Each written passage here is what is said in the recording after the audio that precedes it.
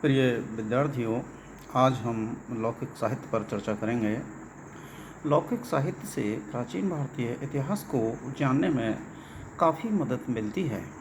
लौकिक साहित्य के अंतर्गत ऐतिहासिक एवं अर्ध ऐतिहासिक ग्रंथों तथा जीवनियों का विशेष रूप से उल्लेख किया जा सकता है।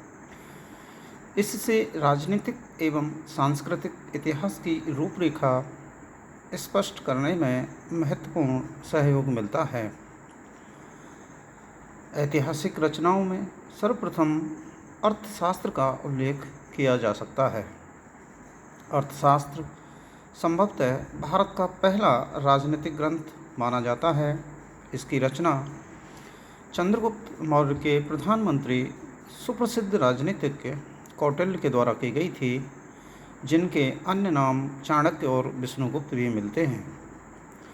मौर्यकालीन इतिहास एवं राजनीति के ज्ञान के लिए अर्थशास्त्र ग्रंथ एक प्रमुख स्रोत है। यह एक महत्वपूर्ण विधि ग्रंथ है। 15 अधिकरणों या खंडों में विभक्त अर्थशास्त्र का द्वितीय और तृतीय खंड सर्वाधिक प्राचीन है। अर्थशास्त्र प्राचीन राजतंत्र तथा अर्थव्यवस्था के अध्ययन के लिए महत्वपूर्ण सामग्री इसमें मिलती है। विशाखदत्त के मुद्रा राक्षस, सोमदेव के कथा सरित सागर और क्षेमेंद्र की बृहत कथा मंजरी से मौर्यकाल की कुछ घटनाओं पर प्रकाश पड़ता है। पतंजलि के महाभाष्य तथा कालिदास के मालविकाग्निमित्रम से शुंग काल के इतिहास पर प्रकाश पड़ता है। शूद्रक के वृक्षकटकम नाटक से तत्कालीन समाज का यथार्थ चित्रण प्राप्त होता है।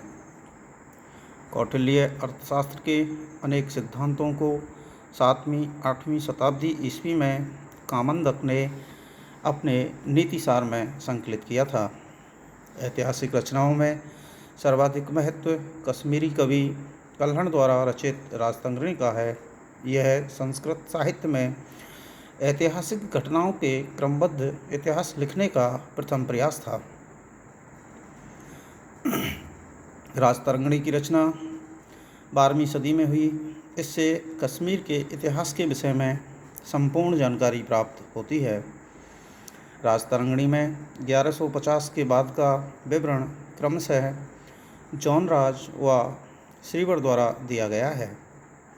सोमेश्वर कृत रसमाला तथा कीर्तिकौमुदी, मेरुतुंग कृत प्रबंध चिंतामणि, राजशेखर कृत प्रबंधकोश आदि ग्रंथों से हमें गुजरात के चालुक्य वंश का इतिहास तथा उसके समय की संस्कृति का अच्छा ज्ञान प्राप्त होता है। प्रबंध चिंतामणि अर्थशास्त्र की टीका है। गार्गी संहिता एक ज्योतिष ग्रंथ है। इसमें भारत पर होने वाले यवन आक्रमणों का उल्लेख मिलता है।